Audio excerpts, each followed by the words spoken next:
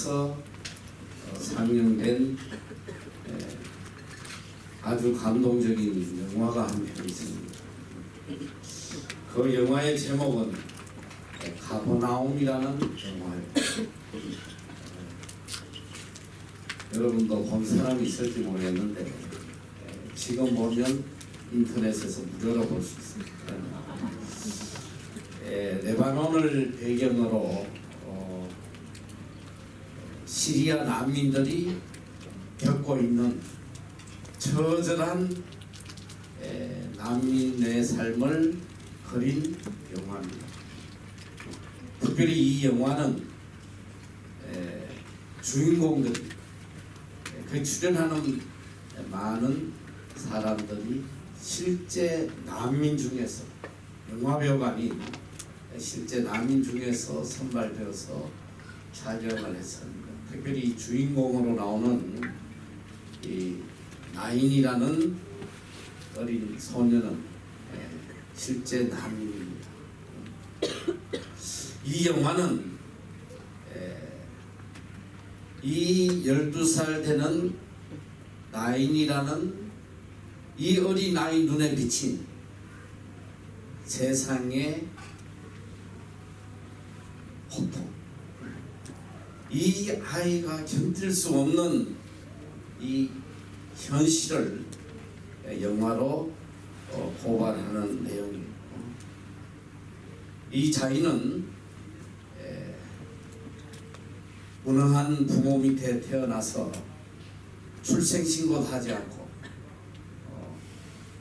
어릴 때부터 길거리 행상을 하면서 고통 중에 살아가는데, 특별히 그가 가장 사랑하는 11살짜리 여동생을 부모가 돈 몇 푼을 받고 나이 먹은 사람에게 팔아넘기는 그 아픔을 경험하게 돼요. 그리고 나중에 이 자기 여동생이 제대로 치료받지 못하고 죽은 사실을 알고는 달려가서 그 동생을 상한 남자를 칼로 찌르고 이 상해죄로 감옥에 갇히게 돼요. 이 영화가 왜 이렇게 많은 사람들에게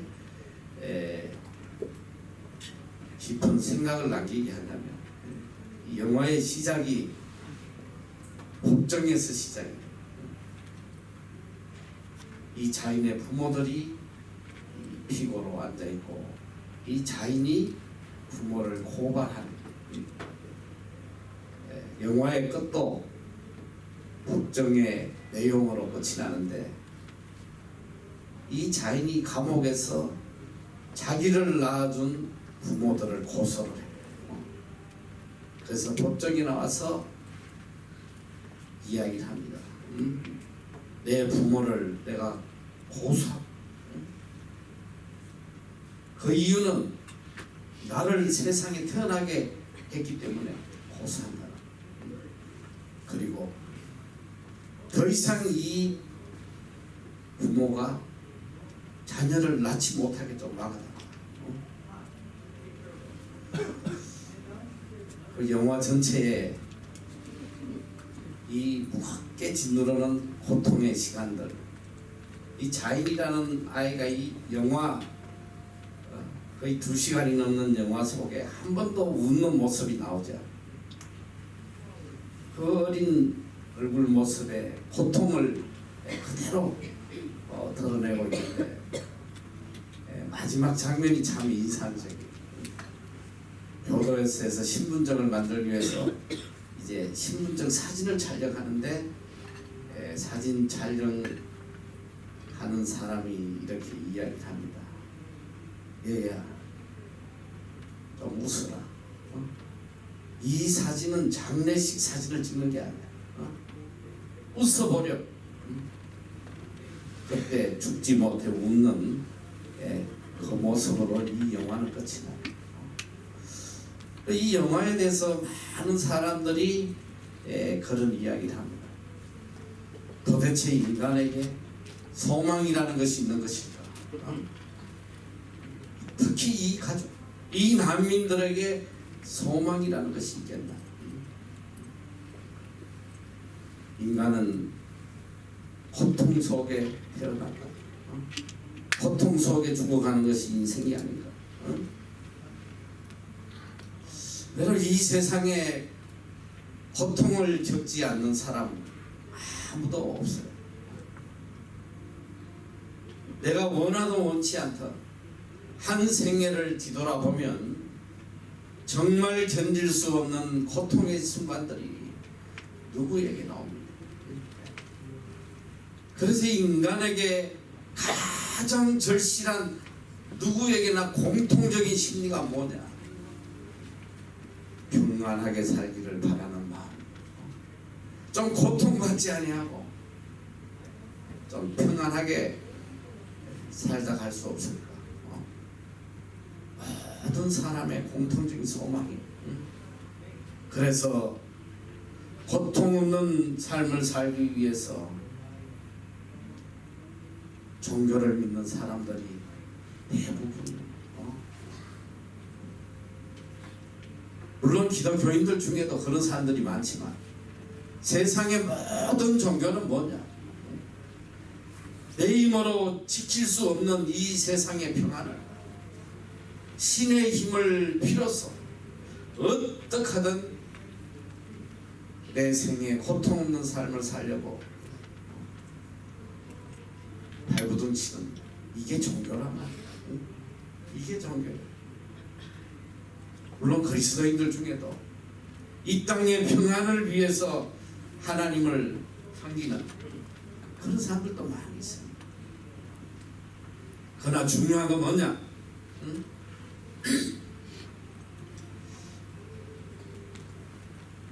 모두가 평안을 바라지만 고통할 수밖에 없는 인간의 실존,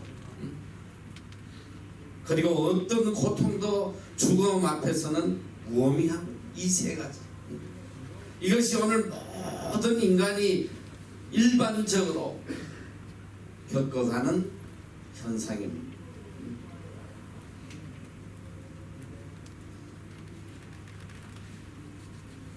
참 인간은 어떻게 보면 고통의 삶을 살아가는 것이 아닌가 생각합니다. 그래서 우리 조상들은 인생은 고해다 이런 말을 했어요.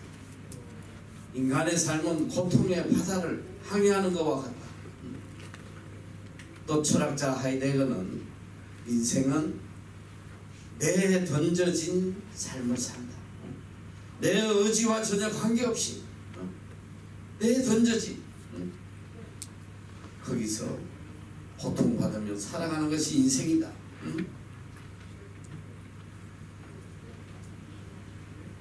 우리는 때때로 생각을 합니다. 야, 우리가 하나님을 열심히 잘 믿고 하나님 뜻대로 살면 내 평생 고통이 없을 것이다. 이런 생각을 할 수 있어요. 그러나 우리의 바람과 달리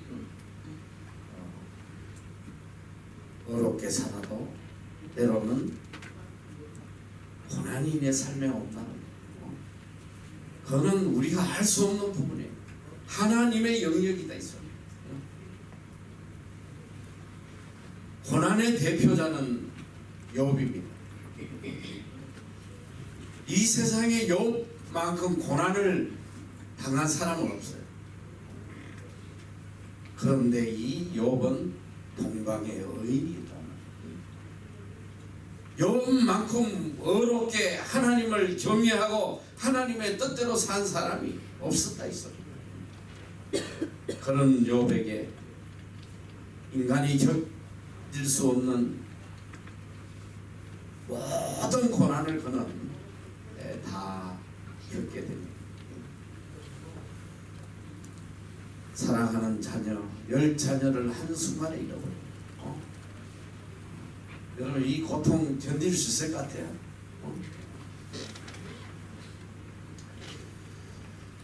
내가 며칠 전에 이 이 MBC 스페셜을 보고 사실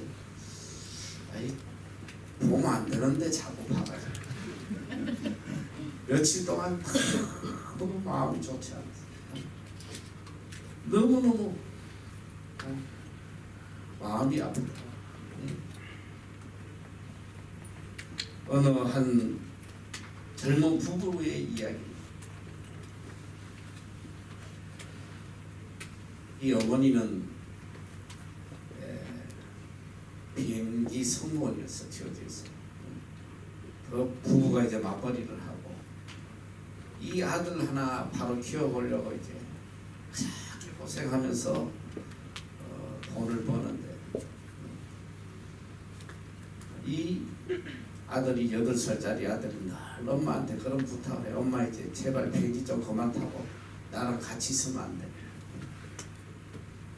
엄마가 약속을 해요. 그래, 몇 년까지만 내가 일하고 너하고 같이 있게. 그런데 가만 이 아이가 이 축구를 배우러 갔다가 거기 학원 차를 타고 돌아오다가 가만 교통사고가 나. 차가 전복되면서 다른 차와 충돌해서 그 아이가 죽게 됩니다. 그러니까 잊지 못하는 장면이 뭐냐면 그 엄마가 그래요. 매일 아침 눈을 뜨는데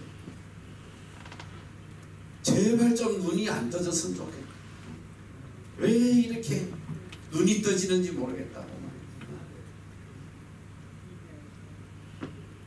그 고통을 이겨낼 수가 없는 거예요.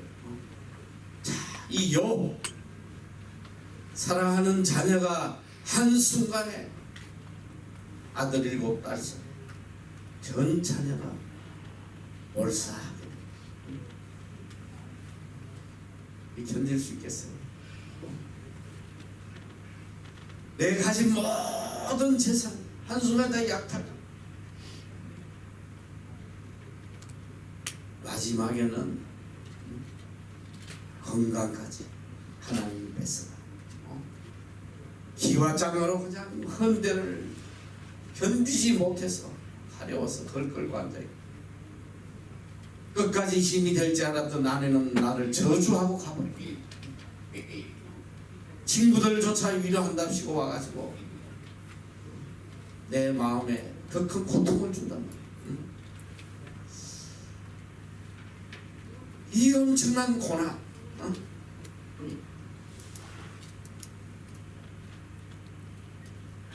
이 고난을 대하는 욥의 모습, 많은 걸 생각을 해봤어요.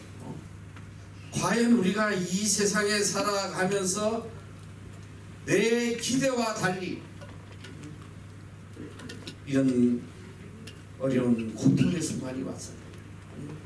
과연 그리스도인으로서 하나님을 믿는 믿음의 사람으로서 이걸 어떻게 이겨나갈 것인가.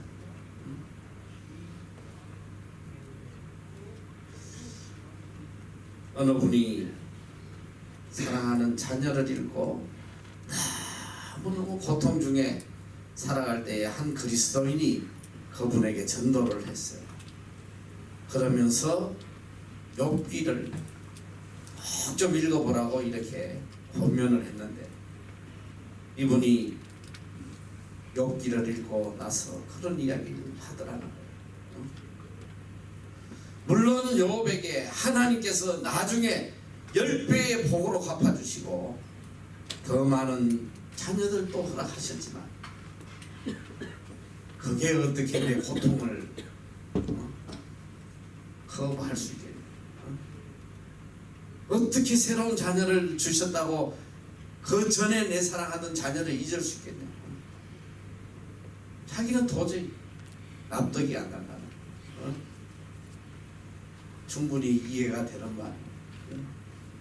그러나 믿음의 사람 욥은 전혀 다른 차원에서 이 고통을 대하더라 이 소리.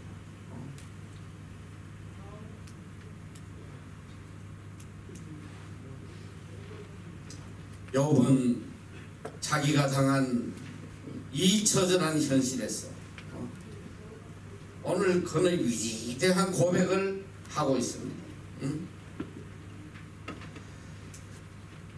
욥이 이 고난을 대하는 자세는 바로 오늘 우리 그리스도인이 살아가면서 어떤 자세로 이 고난을 대처할 것이냐 알려준 너무나 귀한 말씀. 욥은 고난의 문제를 소망으로 답합니다. 오늘 여기 본문에 보면 그는 이렇게 고백해. 내가 알기에는 나의 구속자가 살아계시니. 이 말씀 한마디에 엄청난 뜻이 있단 말이야. 내가 알기에는 나의 구속자가 살아계시다. 하나님의 존재에 대한 절대적 믿음을 갖고 있어. 비록 내가 이 엄청난 고난을 당하고 있으나 이 고난을 주신 분은 하나님이시고 이 고난 속에 분명한 하나님의 뜻이 있다는 것을 그는 확실하게 믿었단 말이야. 놀라운 믿음의 고백. 나는 비록 죽어가고 견딜 수 없는 고난 속에 살아갈지라도 하나님은 분명히 살아계시고 나를 향한 분명한 뜻을 갖고 계시다는 절대적 믿음을 그는 갖고 있었어요. 어떠한 고난 속에서도 하나님이 살아계심을 부인하지 않는 이 믿음. 우리는 때때로 믿음이 참 좋은 것 같은데 조금 어려운 고난이 오면 제일 먼저 생각하는 게 뭐냐? 하나님의 존재에 대한 의심이에요. 야, 하나님 살아계셔. 하나님이 살아계신다면 어떻게 나한테 이런 일이 있을 수 있을까?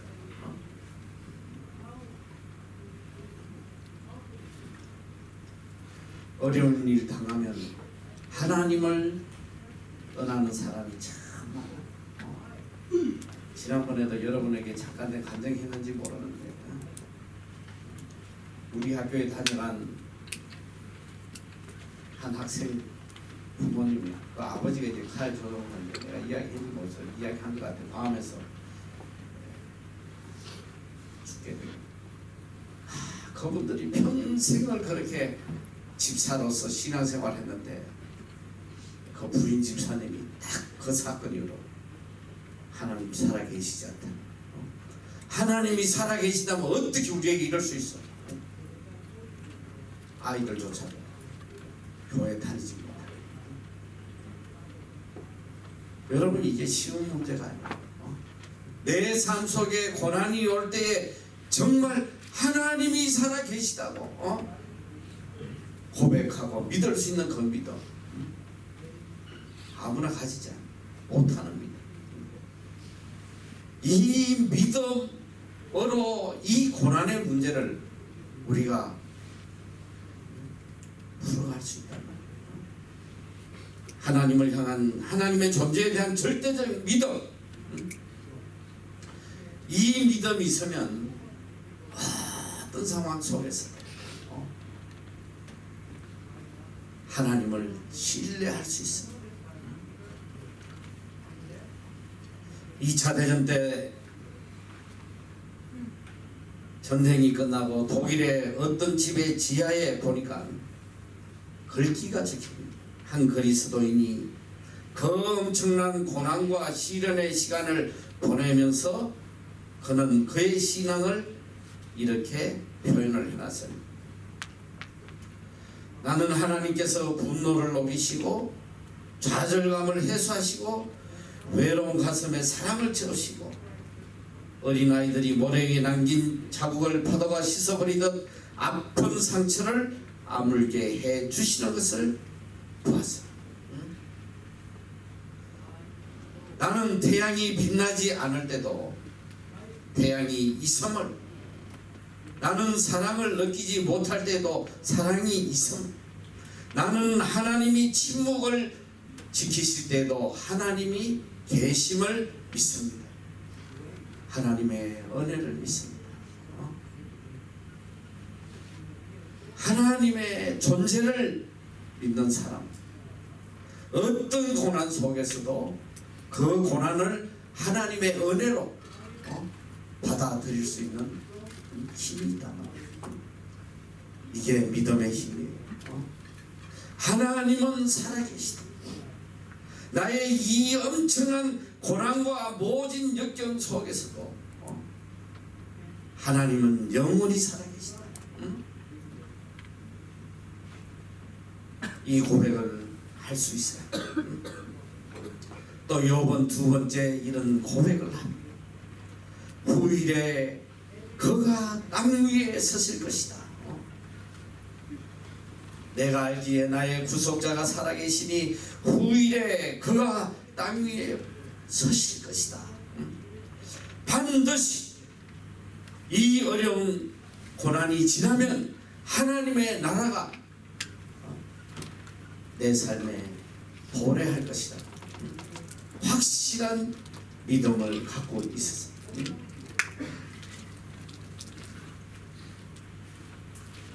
나의 이 어려운 고난, 때로는 이해할 수 없고 받아들일 수 없고 납득할 수 없는 이 처참한 고난이 내 삶에 있으나, 그러나 반드시 하나님의 나라가 내 삶에 임할 것이라는 분명한 믿음을 갖고 있었어요. 그리고 오늘 본문에 더욱더 우리의 마음을 뜨겁게 하는 그의 신앙 고백이 있습니다. 내가 육체 밖에서 하나님을 보리라. 내가 육체 밖에서 하나님을 볼 것이다. 이제껏 내가 의지하고 왔던 세상의 재물과 자녀와 명예와 세상의 이 모든 것,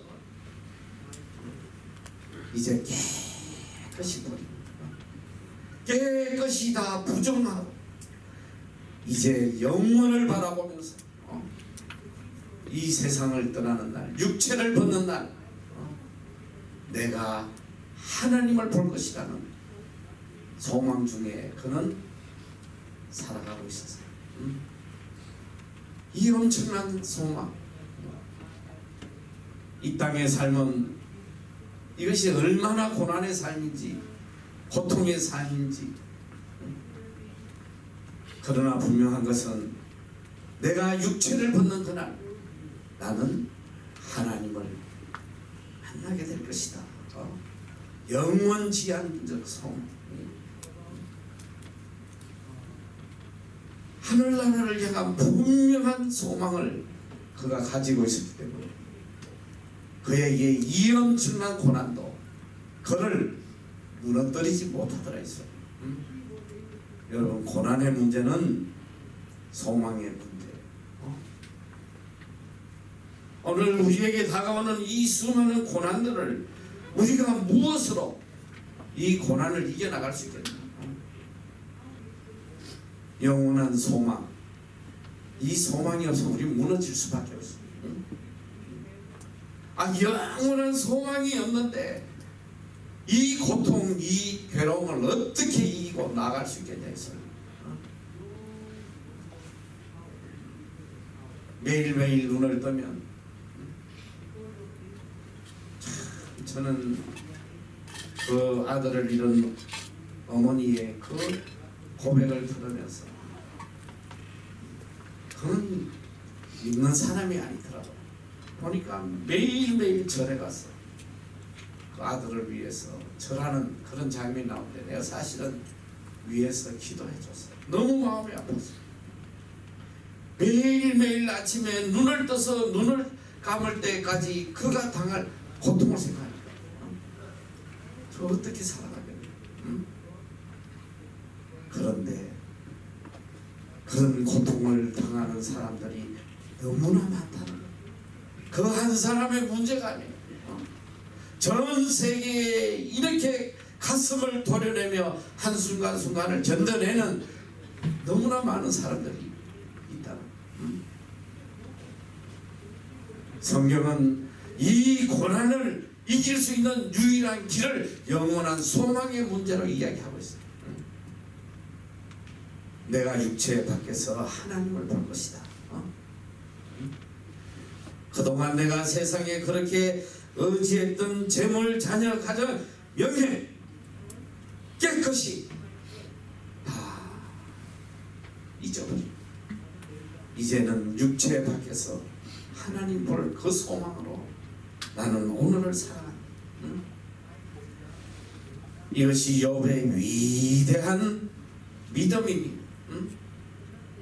이 영원한 소망이 있었기에 그는 이 엄청난 고난을 담대히 이길 수 있었어요. 그리고 마지막으로 그는 이렇게 고백해요.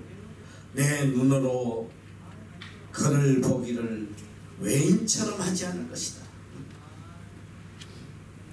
내가 친히 그를 보리 내 눈으로 그를 보기를 외인처럼 하지 않을 것이다. 이게 무슨 말이에요? 하나님 앞에서는 그날 하나님은 나를 기쁘게 맞아주실 것이다. 하나님 앞에서는 그날의 기쁨과 감격으로 그는 이 세상의 모든 고난을 이겨낼 수 있었어요. 여러분, 그리스도인이 누구예요? 하나님 앞에서는 그날을 바라보며 오늘을 살아가는 것이 그리스도인이라 했어요. 스데반은 돌에 맞아 죽으면서 그는 하늘을 우러러보며 천사의 얼굴을 했다고. 천사. 바울은 일평생 복음을 위해 살면서 디모데후서 4장 6절 이하 그는 그런 고백을 해요. 임종을 눈앞에 두고 이제 나의 달려갈 길을 마치고 믿음을 지켰으니 이제는 내 앞에 생명의 멸류관이 있다. 하나님 앞에서는 그날 하나님이 주실 그 멸류관을 생각하며 어떤 고난도 기쁨으로 다 이겨냈다. 여러분, 바울이 얼마나 많은 고난을 당했어요. 40에 하나 감한 매를 3번이나 맞고 일주야를 기품에 지내고 배도 골고 강에도 빠지고 동족의 위험도 느끼고 평생을 수많은 고난 속에 살아왔으나 그는 마지막 로마 감옥의 인종을 눈앞에 두고도 그의 마음에는 주체할 수 없는 기쁨과 감격이 차고 넘쳤다는 거예요. 여러분, 이게 믿음의 사랑이에요. 내 눈으로 그를 보기를 외인처럼 하지 않을 것이다. 하나님은 반드시 나를 기쁘게 맞아 주실 것이다. 세상의 모든 고난을 다 씻어낼 수 있는 기쁨으로 평안으로 상급으로 갚아주실 것이다. 오늘 우리는 이 땅에서 언제나 종말론적 믿음을 가지고 살아야 돼요. 이 땅의 문제가 아니라 있어요. 오늘 우리에게 오는 모든 고난의 문제는 영원 지향적이요 종말론적인 하나님의 섭리라는 걸 깨달아야 돼요. 왜 하나님께서 이 땅에 하나님의 자녀에게 끊임없는 고난을 주시냐? 이 고난은 참으로 놀라운 하나님의 은혜예요. 그 속에 우리를 사랑하시는 하나님의 엄청난 경륜이 있다는 걸 깨달아요. 고난을 통해서 내 속에 죄악을 동원하시고 고난을 통해서 나를 정결하게 하시고 고난을 통해서 하나님의 성품으로 거듭나게 하시는 하나님의 역사가 있어요. 여러분, 고난 없는 인간, 이거는 시래기밖에 되지 않아요. 모두 다 평안만을 구하지만은 여러분 속에 일평생 평안만 있다고 한번 생각해봐. 여러분, 뭐가 되겠냐? 평안하면 하나님 안 믿어. 세상에 부족한 게 없는데 뭐하러 하나님 믿어? 이 땅이 너무 좋은데 무엇 때문에 천국을 생각하겠어? 하나님은 우리가 기대하지 않는, 우리가 상상하지 않는 고난을 통해서 우리를 하루하루 새롭게 만들어 가시는 거예요. 이게 하나님의 섭리예요. 이 고난을 이길 수 있는 유일한 방법은 영원한 소망이에요. 우리는 고난을 소망으로 답해야 된단 말이에요. 소망으로.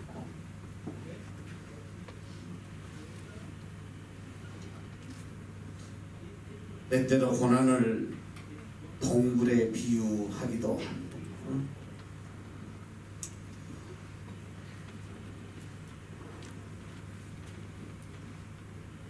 동굴과 같은 것이 또 터널이 있어요. 동굴과 터널은 들어가는 입구는 같아요. 흑암 속으로 들어가는 터널과 동굴의 공통점은 어둡다는 거예요. 그런데 이 어둠 속에 터널은 한참 가다 보면 밝은 빛을 볼 수가 있어요. 동굴은 갈수록 어두워질 수밖에 없어요. 오늘 우리에게 오는 이 어두움, 이 고난을 동굴로 받아들이면 절망하고 죽을 수밖에 없는 언젠가 이 어두움이 끝나고 찬란한 빛이 기다리고 있다는 이 소망을 잃으면 안 돼요. 오늘 우리 하나님의 자녀에게는 분명한 소망이 있어요. 하나님이 우리에게 주신 분명하고도 영원한 소망이 있다 이 소리예요.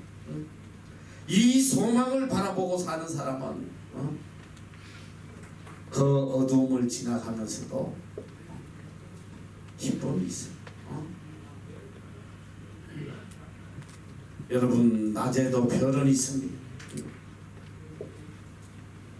이것저것 볼 수 있는 밝은 대낮에 우리는 별을 보지 못합니다만 캄캄한 밤이 되면 이 별들이 얼마나 영롱하고 아름다운지, 어두우면 어두울수록 이 별은 더 찬란하게 빛나는 거예요. 오늘 믿음의 사람은 고난 중에 더 빛을 발하게 돼 있어요.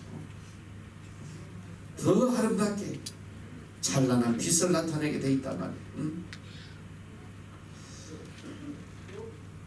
욥은 이 엄청난 고난을 겪고 나서 비로소 진실된 신앙 고백을 하게 됩니다. 23장 10절에 보니까 그가 나를 단련하신 후에는 내가 정금같이 나오리라. 이 엄청난 고난이 우연이 아니고 이유 없는 고난이 아니고 나를 향한 하나님의 엄청난 경륜과 섭리가 있음을 고백하게 됩니다. 이 고난이 나를 정금같이 만드시려는 하나님의 놀라운 섭리였다는 거, 이걸 깨닫고 하나님을 찬양하게 되더라 있습니다. 그리고 그는 또 고백합니다. 이 고난 전에는 그저 하나님의 을 귀로 듣기만 했는데 이 고난을 통하고 나와서 이제는 하나님을 내가 직접 볼 수 있었다고 고백을 합니다. 고난의 문제, 결코 고난 자체의 문제가 아니에요. 고난은 바로 소망의 문제, 영원한 소망의 문제입니다. 사단은 이 고통을 통해서 어떻게 하든 우리를 절망하게 만들고 무너지게 만들고 하나님과 단절되게 만들려고 합니다. 하나님의 말씀을 못 듣게 하고 하나님을 불신케 하고 절망의 구름텅이로 몰아넣는 이것이 사단의 전략이에요. 그러나 하나님의 역사는 고난을 통하여 우리를 더 밝은 소망의 세계로, 더 높은 영원한 세계로 우리를 이끌어가는 것입니다. 여러분, 이제 살아가다 보면 말로 할 수 없는 고통의 순간들이 우리에게 올 수 있습니다. 이 고통 속에서 절망한다면 이것은 마귀에 끌려 영원히 멸망하는 길이에요. 어떤 고난이 오더라도 나를 더 높은 곳으로 이끌어 가시는 하나님의 사랑을 깨닫고 영원한 소망으로 나가야 돼요. 어떤 상황에서 구속자가 살아계시 이 고백을 멈춰서는 안 된단 말이에요.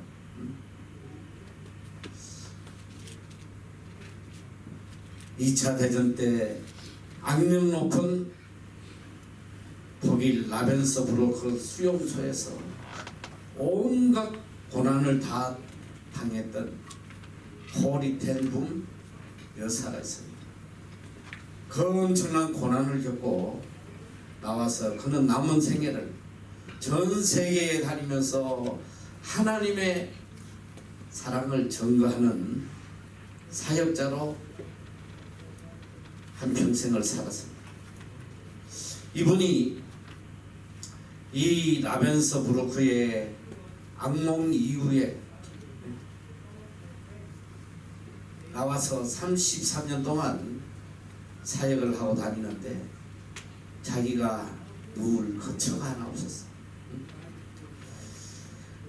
이분이 85세가 되었을 때에 몇몇 친구들이 그를 위해서 캘리포니아에 아담한 집을 하나 마련하게 됩니다.